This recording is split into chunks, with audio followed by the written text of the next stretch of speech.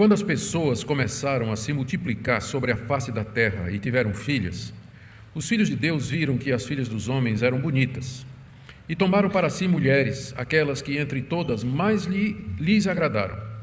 Então o Senhor disse: o meu espírito não agirá para sempre no ser humano, pois ele é carnal. Os seus dias serão 120 anos. Naquele tempo havia gigantes na terra, e também depois, quando os filhos de Deus possuíram as filhas dos homens, as quais lhe deram filhos. Estes foram valentes, homens de renome na antiguidade. O Senhor viu que a maldade das pessoas havia se multiplicado na terra e que todo o desígnio do coração delas era continuamente mau. Então o Senhor ficou triste por haver feito o ser humano na terra, e isso lhe pesou no coração. O Senhor disse: farei desaparecer da face da terra o ser humano que criei.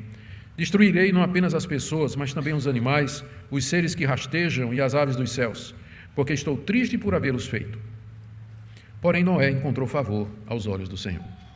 Até aqui a leitura da palavra de Deus. Oremos mais uma vez.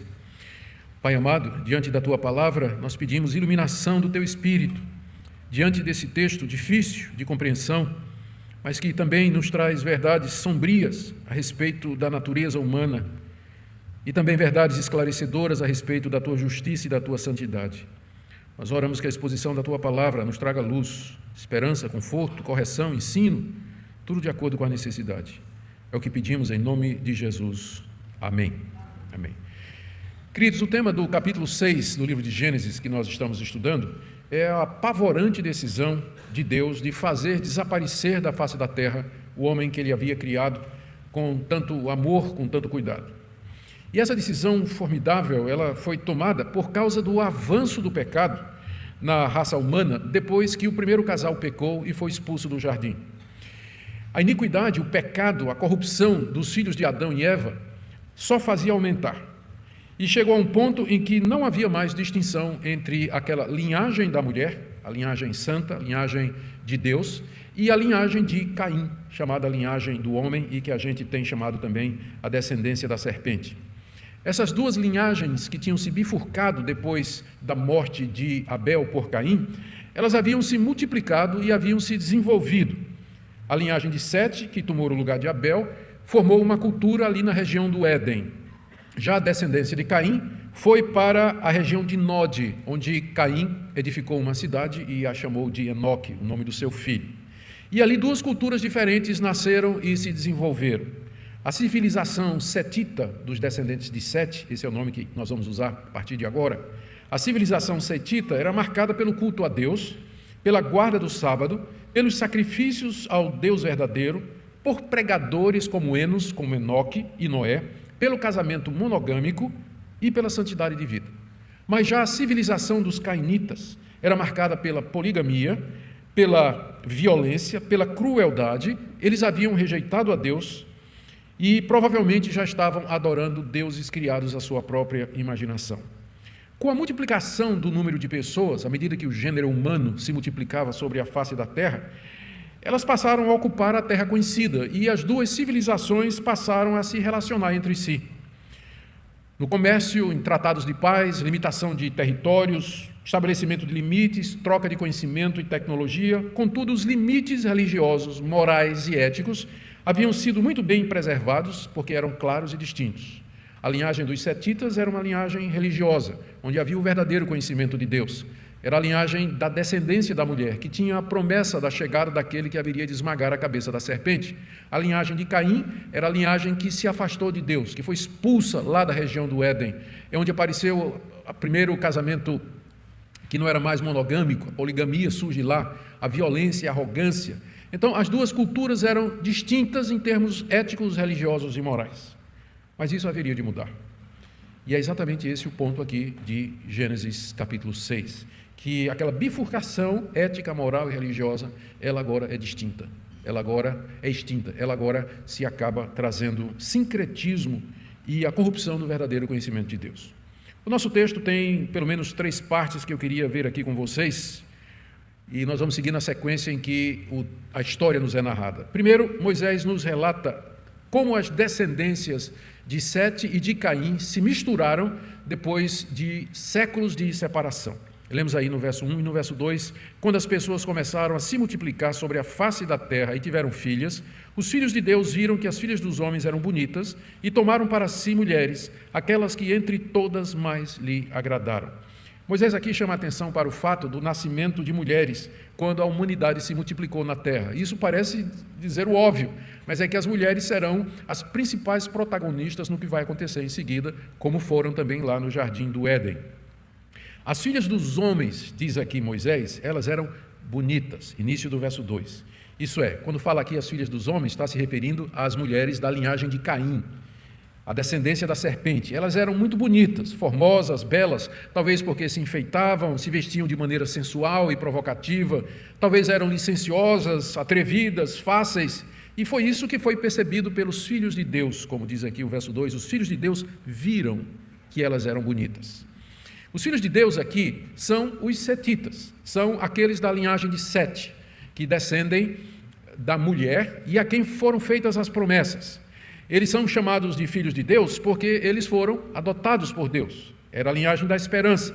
Lucas, séculos depois, ao escrever o seu evangelho e narrar a genealogia de Jesus, ele chama essa linhagem de a linhagem dos filhos de Deus, porque ele diz assim, Lucas 3, 36 a 38, Noé era filho de Lameque, que era filho de Metusalém, de Enoque, de Jared, de Maalalel, filho de Cainã, filho de Enos, filho de Sete, filho de Adão e filho de Deus.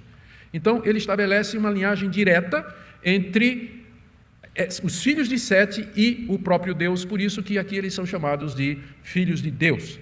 E também essa expressão, filhos de Deus, faz o contraste com a linhagem de Caim, a linhagem da serpente, que é chamada aqui de filhos dos homens. Por quê? Porque o homem era exaltado ali, porque o homem era o centro de todas as coisas. E era uma linhagem onde a expressão da natureza humana decaída se fazia ver de maneira mais clara. Portanto, a expressão filhos de Deus aqui não deve ser entendida como uma referência a anjos, como alguns estudiosos fazem. É muito antiga a interpretação de que os filhos de Deus aqui eram anjos que se sentiram atraídos pelas mulheres e desceram à terra e se acasalaram com elas, de onde vieram esses varões, esses gigantes e tudo mais. Mas há uma série de argumentos que militam contra essa interpretação, que Calvino chamou de grotesca, e eu concordo com ele. Primeiro, o contexto fala da linha histórica de desenvolvimento das duas linhagens. É isso que a gente está vendo, desde o capítulo 3 até agora. É o desenvolvimento de duas linhas. Uma é dos filhos de Deus, a linhagem santa, de quem ficou a promessa, descendentes de Sete, que Deus deu no lugar de Abel, e a outra, a linhagem de Caim, que matou seu irmão e foi expulso por Deus daquela região e formou sua própria civilização. Todo o contexto narra a história dessas duas descendências, dessas duas linhagens. Por que então, de repente, do nada aqui aparecem anjos, por assim dizer, se misturando com a raça humana? Segundo argumento, o castigo que Deus vai trazer aqui é sobre a raça humana. Se filhos de Deus são anjos, por que só os homens vão ser castigados aqui? Não há castigo para anjo aqui. Portanto, não faz sentido pensar que anjos aqui são filhos de Deus. E além do mais, e aqui é a objeção mais séria, o Senhor Jesus Cristo, em certa ocasião, ele disse que depois da ressurreição, nós seremos como os anjos nos céus, que não se casam e não se dão em casamento. Anjos são seres assexuados. Não faz sentido imaginar que anjos aqui desceram para ter relações com as mulheres. Essa é uma interpretação antiga dos rabinos, inclusive, curiosamente, uma das interpretações diz que o que atraiu os anjos foram os longos cabelos femininos. É por isso que mais adiante Paulo vai dizer que a mulher tem que usar o véu por causa dos anjos. Então eles dizem que a razão foi essa, que os anjos se sentiram atraídos pelos longos cabelos femininos. Não é sem razão que Paulo rejeita a tradição rabínica e diz que eles não entendiam nada de Bíblia, porque toda a interpretação deles era fantasiosa e fora da realidade. Então nós entendemos que a melhor interpretação aqui é que os filhos de Deus, que viram que as filhas dos homens eram bonitas, é uma referência aos setitas, a linhagem de Sete, a santa semente. Eles se sentiram atraídos pela beleza das mulheres cainitas e tomaram para si as que escolheram e quiseram, movidos pela luxúria e não por aquilo que haviam aprendido, que a mulher era para ser uma ajudadora idônea. Em vez de procurar mulheres que cumprissem esse papel de ajudadoras idôneas, eles se deixaram levar pela paixão, foram atraídos pelo aspecto físico. Não é que é mal a gente procurar uma esposa e incluir o item beleza nos requisitos. Não tem nada errado com isso. Mas aqui, no caso, o problema foi que os setitas se moveram de paixão e de luxúria por essas mulheres bonitas, em vez de perguntar se elas haveriam de cooperar para o propósito de Deus no início. Farei uma auxiliadora que esteja como que diante dele. E o resultado, então, é que você tem aqui o mesmo padrão do pecado de Eva. Notou? No verso 2. Viram, era bonita, tomaram as que lhe agradavam. Lembra lá o que aconteceu no jardim? Vendo a mulher que o fruto era bonito, que era agradável, tomou. É o mesmo padrão pecaminoso que você encontra no jardim. É a mesma atitude que caracteriza o pecado humano. Esses casamentos se constituíram uma ameaça grave para a linha da esperança. Os setitas tomaram essas mulheres bonitas, casaram com elas, tiveram filhos e agora as duas linhagens se misturaram. O risco é que essas cainitas, elas eram religiosas. Elas tinham seus deuses, elas tinham a sua visão de mundo. E eram elas que iriam criar os filhos desse casamento. Eram elas que iriam corromper o coração dos setitas e instruir os filhos no caminho não de Sete, não no caminho da verdade, no caminho de Deus, mas no caminho de Caim, trazendo assim essa influência maligna. É um engano pensar que essa estratégia funciona quando a igreja se junta com o mundo com o objetivo de evangelizar o mundo. Sempre quando a igreja se junta com o mundo, quem perde é a igreja. Então muita gente diz assim, eu vou casar com fulano, ele não é crente, ele tem outros deuses, ou com fulana, mas aí eu vou ganhar para Cristo, e geralmente acontece o contrário. A pessoa esfria, os filhos quando nascem não vão ser criados no caminho do Senhor, a velha história se repete. Toda vez que a igreja namora com o mundo, quem perde é a igreja. E é o que aconteceu aqui. Há exceções? Há, mas para cada caso que você me mostra que der certo, eu lhe mostro 5 que não deram. Então, aqui houve essa mistura. E aquela inimizade que Deus havia colocado, agora vira amizade. Lembra o que é que Deus diz lá em Gênesis 3, verso 15? Porém, inimizade entre a descendência da mulher e a descendência da serpente. Essa inimizade agora acabou, virou amizade. Acabou a bifurcação, acabou a distinção. E agora as duas descendências se misturam, o conhecimento de Deus padece e a verdade então é corrompida. O próximo passo, então, na narrativa de Moisés, é a decisão de Deus de que a ação do seu Espírito na humanidade encerraria em mais 120 anos. Verso 3. Então o Senhor Deus disse, o meu Espírito não agirá para sempre no ser humano, pois este é carnal, e os seus dias serão 120 anos. Essa decisão de Deus foi movida pela mistura das linhagens. Veja como começa o verso 3. Então o Senhor Deus disse. Ou seja, o que acontece no verso 3 é o resultado do que aconteceu nos versos 1 e 2. Eles começaram a casar entre si, então Deus disse. A reação de Deus foi reduzir a ação do seu Espírito em 120 anos. É a segunda vez que Moisés menciona aqui o Espírito de Deus na narrativa. A primeira vez que o Espírito de Deus é citado é no verso 2, quando é dito que ele pairava sobre a face das águas, sobre o abismo, sobre a escuridão. E agora ele é citado como aquele que age no coração dos homens, no caos do coração corrupto da humanidade. E como era essa ação do Espírito Santo? Meu Espírito não agirá no homem. Essa ação do Espírito Santo era através da pregação dos setitas. Por exemplo, Enos organizou o culto a Deus. Enos era um pregador. Enoque era profeta. Nós vimos isso na última mensagem. Ele é citado no livro de Judas, que ele profetizou inclusive a respeito da vinda de Cristo. Provavelmente todos aqueles mencionados na genealogia, do capítulo 5, de 6 a 32, a linhagem de Sete, eles eram pregadores, porque eles tinham conhecimento de Deus. Era por aquela linha que o conhecimento de Deus estava sendo preservado. A tradição oral era mantida, o verdadeiro culto a Deus. Através deles, Deus vinha agindo na humanidade antediluviana. Tanto é que esse verbo, quando ele diz aqui, o meu Espírito não agirá, esse verbo pode ser traduzido também contender. E algumas versões mais antigas trazem exatamente isso, o meu Espírito não contenderá mais. De que maneira ele contendia? Através da pregação, os pregadores chamando a humanidade ao arrependimento, chamando não só a linhagem de Caim, mas talvez até aos apóstatas da linhagem de Sete, para que voltassem ao verdadeiro conhecimento de Deus.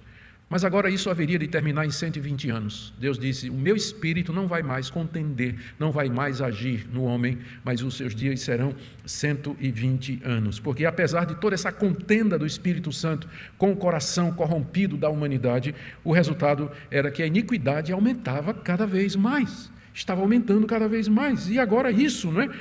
Para piorar tudo, essa mistura que veio, enfraquecendo a família, a fé e a linha da esperança. A razão que Moisés apresenta aqui para Deus tomar essa decisão de retirar a ação do seu Espírito Santo da humanidade antediluviana, está aí no verso 3, quando ele diz assim: meu espírito não agirá para sempre no ser humano, pois ele é carnal. Ele é carnal. Isso é, ele se preocupa, ele é como um animal, ele é como os animais que eu criei, ele só se preocupa, ele é voltado para a satisfação dos seus desejos, como casar com aquelas mulheres bonitas, mesmo colocando em risco a linha da esperança. Eles estão interessados em satisfazer os desejos do corpo, se esqueceram completamente de mim. Eles são carnais, irremediavelmente perversos, rebeldes, desobedientes e arrogantes. E Deus então coloca o prazo de 120 anos como última chance. Aqui não se trata da redução da idade, como alguns acham, que a partir daqui o homem viveria 120 anos. É uma interpretação que alguns estudiosos e algumas bíblias, alguns comentários trazem. E não é essa a interpretação, é só você ler o capítulo 11, do verso 10 ao verso 24, onde tem a genealogia do povo depois do dilúvio, vivendo 300 anos, 400 anos, 200 anos. Então, não é dizendo que a partir de agora o homem só vai viver 120 anos. 120 anos é o tempo entre a constatação que Deus fez, entre aquela mistura, e o prazo que Deus deu para a humanidade, como se fosse um ultimato. Mas 120 anos. A gente pode pensar que é um tempo longo, mas lembre que naquela época o pessoal vivia 900 anos. Vivia 900 anos. Então Deus diz, olha, em 120 anos o juízo haverá de vir, é o tempo que vocês terão. E o principal pregador durante esses 120 anos foi alguém mencionado acima no capítulo 5, verso 32. Noé tinha 500 anos de idade e gerou Sem, Cão e Jafé. Ezequiel, o profeta Ezequiel, escrevendo séculos depois, ele diz no seu livro, capítulo 14, verso 20, que Noé era tão justo como Daniel e Jó. Mas eu queria que você focasse agora nessa passagem do Novo Testamento que eu vou ler, escrita pelo apóstolo Pedro, onde ele interpreta essa passagem que nós estamos estudando agora. Então, primeiro eu queria que você abrisse sua Bíblia na 2 de Pedro, vamos começar na 2 de Pedro, no capítulo 2 e no verso 5. 2 de Pedro, capítulo 2, verso 5. Pedro diz assim: Deus não poupou o mundo antigo, o mundo aqui é o mundo antes do dilúvio, mas preservou Noé, pregador da justiça, e mais 7 pessoas, quando fez vir o dilúvio sobre o mundo de ímpios. Eu chamo sua atenção para o fato de que Pedro se refere a Noé como sendo um pregador. Ele era pregador da justiça. Agora, um pouquinho antes, vamos para 1 de Pedro, capítulo 3, a partir do verso 18, uma passagem difícil, mas que talvez ganhe mais luz se nós a estudarmos a partir de Gênesis 6. Olha o que Pedro diz aqui no capítulo 3, a partir do verso 18. Pois também Cristo padeceu uma única vez pelos pecados, o justo pelos injustos, para conduzir vocês a Deus, morto sim na carne, mas vivificado no Espírito, no qual também foi e pregou aos espíritos em prisão, os quais noutro tempo foram desobedientes, quando Deus aguardava com paciência nos dias de Noé, enquanto se preparava a arca, na qual poucas pessoas, apenas 8, foram salvas através da água.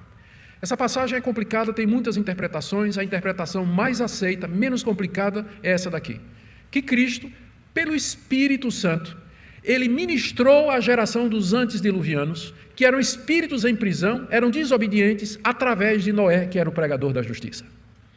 Noé era o grande pregador durante esses 120 anos, porque era Cristo que falava através dele, e ele pregava a justiça de Deus, ele ensinava a justiça de Deus. Isso aqui é o resumo, então, do que eu estou querendo falar agora, voltando para Gênesis capítulo 6, não é? Vou tentar resumir aqui. Tem a regra de interpretação que diz que a Bíblia é sua melhor intérprete. Nós estamos interpretando Gênesis à luz de Pedro, que é a regra de ouro da interpretação. E essa regra, então, nos diz o seguinte, que esses antediluvianos, eles eram espíritos em prisão, ou seja, eram almas presas no pecado, em suas paixões carnais, aprisionados, escravos dos seus desejos. Segundo, que eles eram desobedientes, eles preferiam agradar a carne do que agradar a Deus. Terceiro, que durante 120 anos Noé pregou para eles a respeito da justiça, que Deus era justo, como ficou claro no episódio do Éden, quando ele expulsou Adão e Eva de lá, quando pecaram, que Deus chamava todos ao arrependimento e retorno à fé na promessa, e que ele justificava e perdoava pecadores que se arrependessem mediante a fé na semente que haveria de vir. E que Cristo estava em Noé, falando através de Noé pelo Espírito Santo e chamando aquela geração toda ao arrependimento. Agora o texto continua: apesar da pregação de Noé, apesar daqueles 120 anos de leniência que Deus deu, apesar de estar dito que Noé era cheio do Espírito de Cristo, pregando a verdade de Deus, a situação, na verdade, havia piorado consideravelmente. Olha o que Moisés diz aí do verso 4 a 6, descrevendo a condição espiritual da humanidade. O diagnóstico de Deus, a partir aí do verso 4. Naquele tempo havia gigantes na terra, e também depois, quando os filhos de Deus possuíram as filhas dos homens, as quais lhes deram filhos, esses foram valentes, homens de renome na antiguidade. O Senhor viu que a maldade das pessoas havia se multiplicado na terra, e que todo o desígnio do coração delas era continuamente mau. Então o Senhor ficou triste por haver feito o ser humano na terra, e isso lhe pesou no coração. Moisés aqui registra no verso 4 o surgimento de gigantes nesse período. Está aí no verso 4. Surgimento de gigantes. E ele faz isso para ilustrar como a maldade havia aumentado na terra. Esses gigantes, que ele chama de gigantes aqui, já existiam antes da mistura das linhagens. Ele diz aqui, naquele tempo, ou seja, antes da mistura, já tinha esses gigantes. E, portanto, eles não podem ser um cruzamento dos homens com anjos, né, uma vez que já existiam antes. O que acontece é que o número e o poder desses gigantes aumentou após a mistura, porque Moisés diz assim, e também depois, isto é, quando os setitas entraram, as mulheres cainitas e tiveram filhos com eles. Então, mas quem eram esses gigantes e por que eles são mencionados aqui? Qual a função que eles desempenham aqui? A palavra gigante no hebraico, nefilim, a raiz da palavra no hebraico é cair. E, portanto, nefilim pode ser traduzido como aqueles caídos, ou então aqueles que fazem cair, o termo é incerto. Tanto pode significar, portanto, uma raça de homens de grande estatura, gigantes, pessoas altas, ou homens de grande poder e valentia. E pelo que Moisés diz aqui no texto, essa última hipótese é a melhor, a hipótese inclusive seguida por Lutero e por Calvino, porque Moisés diz aqui, estes foram valentes homens, hebraico ish, que é o nome do homem, né? Não é o ish nordestino não, né? Ish, não, é ish em hebraico, a gente já viu que isso significa o homem. Eles eram homens de renome, não eram uma mistura de anjos ou, sei lá, semideuses, não é? Eles foram valentes homens de renome na antiguidade. Eram pessoas conhecidas, provavelmente líderes de cidades, tribos e clãs, reis nobres, que eram filhos dos setitas com as mulheres cainitas. Portanto, quando eles são chamados de gigantes aqui, não é tanto quanto a estatura, mas eles eram gigantes em poder, em autoridade, crueldade, valentia, guerra e conquistas. E o aparecimento deles reflete o avanço e o agravamento da condição de corrupção da raça humana. Agora, os referenciais da humanidade não eram mais os pregadores, os líderes, santos e profetas como Enoque e Enos, mas sim guerreiros valentes, predadores, reis cruéis, perversos e injustos. Realmente a coisa estava caminhando para o seu final. Séculos mais tarde, o Senhor Jesus se refere a esse período, lá em Mateus 24, 38 a 39, e ele estabelece o mundo antediluviano como um paradigma de um mundo que havia esquecido de Deus e que seria apanhado de surpresa pelo juízo. Eu vou ler o que Jesus disse em Mateus 24, 38 a 39. Pois assim como nos dias anteriores ao dilúvio, comiam, bebiam, casavam e davam-se em casamento, até o dia em que Noé entrou na arca, e não perceberam, até que veio o dilúvio e os levou a todos, assim será também a vinda do Filho do Homem. Aquela cultura antediluviana se secularizou rápido demais, vivia somente para os prazeres, ainda que alguns eram lícitos, e se casavam entre si, dando origem ao sincretismo religioso, desaparecendo a linha da esperança. Completamente despercebido, indiferente para com as coisas de Deus e para com a pregação de Noé, uma figura de como vai ser o mundo quando Jesus Cristo voltar. E Moisés, então, registra o diagnóstico de Deus sobre a humanidade. O que é que Deus pensava disso tudo? Está aí no verso 5. Deus viu que a maldade das pessoas havia se multiplicado na terra. Todo o desígnio do seu coração era continuamente mau.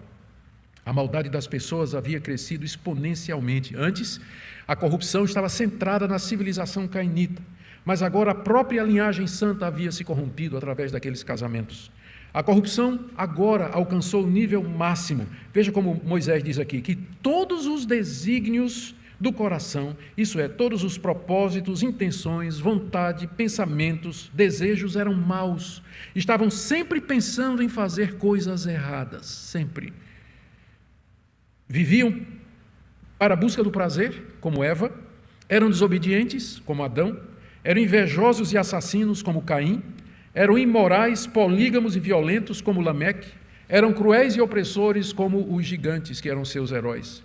E aqui o texto diz, continuamente, sempre, o tempo todo, eles não pensavam em outra coisa a não ser fazer o mal, a não ser satisfazer os seus desejos, a não ser praticar a violência. Não se voltavam para Deus em arrependimento, não escutavam a pregação de Noé, que contendia com eles, e nem Cristo, que pelo Espírito falava com eles. E então, Deus decide destruir o mundo. Finalmente chegou o ponto em que Deus diz, agora não dá mais. Agora chegou até onde podia ir. Essa decisão está aí nos versos 6 e 8. A reação de Deus é descrita por Moisés numa linguagem adequada à nossa compreensão. O Senhor ficou triste e isso lhe pesou no coração. Ficou triste, literalmente no hebraico, ele se arrependeu. Deus se arrependeu. E pesou no coração, aqui não é tanto uma tristeza, mas é uma santa indignação. Deus se arrependeu de ter feito o homem e ele ficou indignado com aquilo que a raça humana havia se tornado. Esse tipo de linguagem os autores bíblicos usam para se referir a Deus como se ele fosse um homem, para que a gente possa compreender. Por isso que na Bíblia você encontra constantes referências do tipo assim, os olhos de Deus estão em todo lugar. Deus não tem olhos, não é? Mas os ouvidos do Senhor estão inclinados sobre a oração do seu povo. Deus não tem ouvido. O braço do Senhor não está encolhido para que não possa salvar. Deus não tem braço. Os pés do Senhor são ligeiros para salvar o seu povo. Deus não tem pés. Deus não tem pés.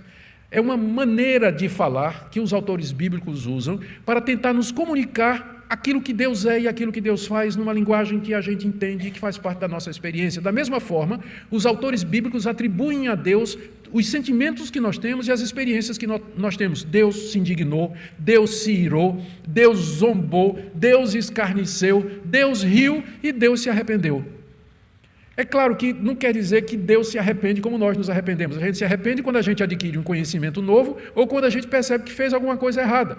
Como Deus é onisciente e Deus é santo, arrependimento não faz parte do ser de Deus, mas é a maneira dos autores bíblicos dizerem que Deus vai tratando o homem, se envolve conosco e nos trata, vai seguindo um curso de ação de acordo com a reação humana. O homem não quer ouvir a Deus, Deus diz, eu vou te abençoar, se você me obedecer. E Deus está abençoando o homem. De repente o homem resolve virar as costas para Deus. Então Deus se arrepende e diz, agora eu vou castigar você. Então o arrependimento significa uma mudança de ação, uma mudança de curso da parte de Deus. Claro que o projeto final de Deus não muda. Claro que o alvo final de Deus não muda, mas ele de tal maneira pela providência se envolve conosco que é como ele se adaptasse ou alterasse os seus caminhos em torno das decisões que nós fazemos, ainda que todas essas decisões foi ele que antes da criação do mundo já havia decretado. De uma maneira que a gente não entende, Deus pela providência governa tudo o que existe para atingir o alvo que ele já estabeleceu. E isso sem violar a vontade das suas criaturas e também sem que elas deixem de ser culpadas pelas suas decisões. Esse é o grande mistério da providência de Deus que a gente vê, por exemplo, aqui. Deus arrependido de ter criado o homem e sentindo uma triste indignação por tudo aquilo que havia acontecido. E Deus, então, decide fazer desaparecer da terra o homem que criou, no verso 7. Farei desaparecer. E aqui ele inclui os animais também, porque o homem era o representante de Deus sobre toda a criação. O homem havia nomeado os animais.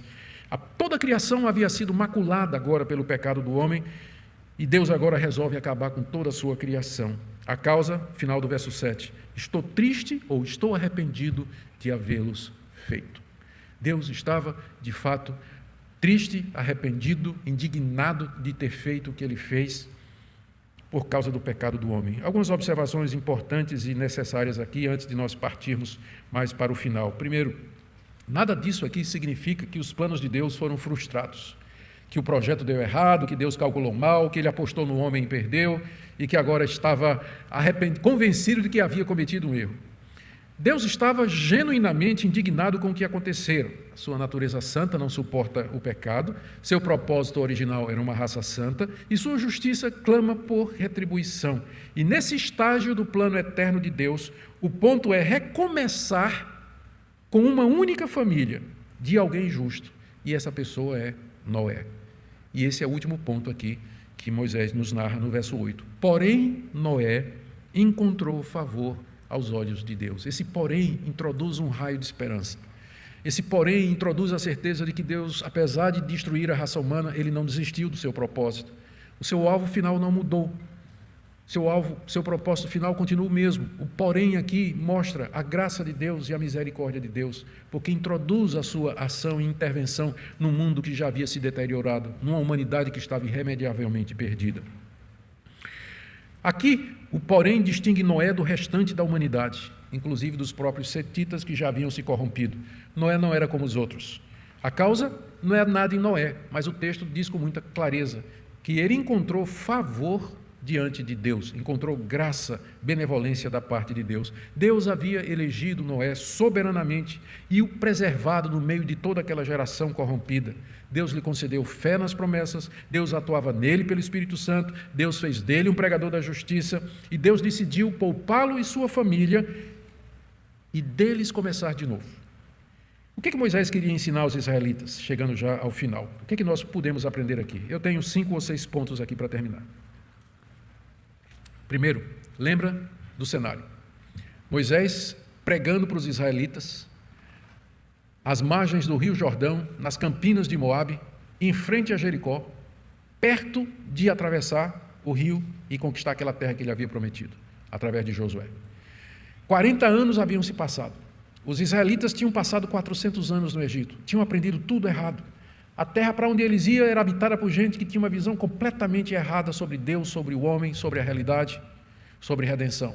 Moisés precisa realinhar a mentalidade dos israelitas, prepará-los, primeiro expurgar toda a teologia errada que eles aprenderam no Egito, explicar por que a primeira geração padeceu no deserto. Eles padeceram no deserto, os pais deles não entrariam na terra prometida, e de que maneira eles podiam se preparar para encontrar aquilo que eles encontrariam quando adentrassem a terra prometida. Então, muita coisa Moisés está ensinando aqui, dando inclusive os motivos para determinados costumes. Aqui Moisés ensina, primeiro, a realidade acerca da corrupção da natureza humana, para que os israelitas não tivessem concepções erradas a respeito deles. Vocês são descendentes dos antediluvianos. Vocês são descendentes de Adão e Eva. Parece que eu estou ouvindo Moisés dizer isso. Olha o que é que aconteceu. Vocês pensam que são melhores? A natureza de vocês é totalmente inclinada para o mal. Vocês pensam em fazer o mal o tempo todo. Essa é a raiz dos pecados da geração dos pais de vocês que morreu aqui nesse deserto, que fizeram bezerro de ouro, tentaram a Deus, se misturaram com as mulheres midianitas, provocaram a Deus, quiseram tomar o lugar de Abraão, de Moisés e de Arão, o sacerdote. A raiz é o coração de vocês. É por isso que vocês precisam fazer sacrifícios de animais diariamente. Vocês precisam pedir perdão a Deus, é por isso que vocês não podem se aproximar de Deus de maneira direta, mas tem que ser através de sacerdotes, mediadores, de sacrifícios de animais, porque vocês são uma raça culpada, inclinada a todo mal, não detenham qualquer esperança de bondade em vocês. E com isso Moisés está detonando a visão, a antropologia oriental daquela época, que viu o homem como sendo intrinsecamente bom, o homem como sendo poderoso, filho dos deuses, capaz de virtudes por si só. Moisés aqui nivela tudo, passa a caterpillar por cima e diz: vocês não são nada disso, olhem quem vocês são, olhem de onde vocês vieram. E essa lição vale para nós hoje. Exatamente, nós somos exatamente desse estofo aqui, nós somos feitos desse material aqui, não tem diferença. O seu coração, ele pensa o mal continuamente, ele é inclinado a todo o mal, sempre. E ele não tem jeito. Segunda coisa que Moisés quer ensinar é que os israelitas eram a descendência santa, a linhagem da esperança, herdeiros das promessas, o povo de Deus que veio agora através de Noé. Eles eram um povo antigo que vinha antes do dilúvio. Era através deles que a promessa de Gênesis 3,15 haveria de se cumprir. Deus os havia preservado e salvo até agora. Hoje nós podemos olhar para trás, queridos, e ver a fidelidade de Deus. Como Deus não somente manteve os israelitas, mas deles trouxe Davi, a quem ele renovou as promessas, e de Davi veio o Senhor e Salvador Jesus Cristo, o filho da mulher que esmagou a cabeça da serpente. Nós podemos olhar para trás e ver como Deus cumpriu essa promessa, e como ele hoje continua da mesma forma, mantendo a descendência, porque nós somos essa linhagem, somos a linhagem espiritual do Senhor Jesus, de Davi, de Abraão, de Noé, de Enoque, de Enos, de Sete. Se vocês quiserem um nome neotestamentário, a igreja. Isso aqui que eu estou descrevendo é a igreja, que ela começa lá no jardim. Toda essa linhagem é a igreja, o povo de Deus, o povo santo de Deus, e nós fazemos parte disso. Que gratidão os israelitas deveriam sentir, e que gratidão nós muito mais, de podermos cultuar a Deus, conhecer a Deus e viver para Ele. Terceira lição, super importante: os israelitas não deveriam se misturar com os povos da terra a ser conquistada. Há dezenas de advertências no Pentateuco a respeito disso. Várias vezes em Êxodo, Levítico, Número e Deuteronômio, Moisés vai dizer: quando vocês entrarem na terra, vocês não se misturem com esses povos, não deem seus filhos e filhas em casamento para eles, não se misturem com esses povos, mas na verdade vocês vão exterminar esses povos.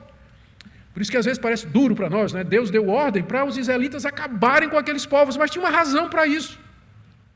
Aqueles povos já faziam mais de 500 anos, quase 500 anos, que sacrificavam seus filhos aos deuses, matavam as crianças para os seus deuses, eram violentos, eram cruéis, eram imorais, haviam esquecido de Deus completamente, como os antediluvianos. Só que Deus agora, em vez de mandar um dilúvio, Deus vai mandar Israel. Israel entra e acaba com eles.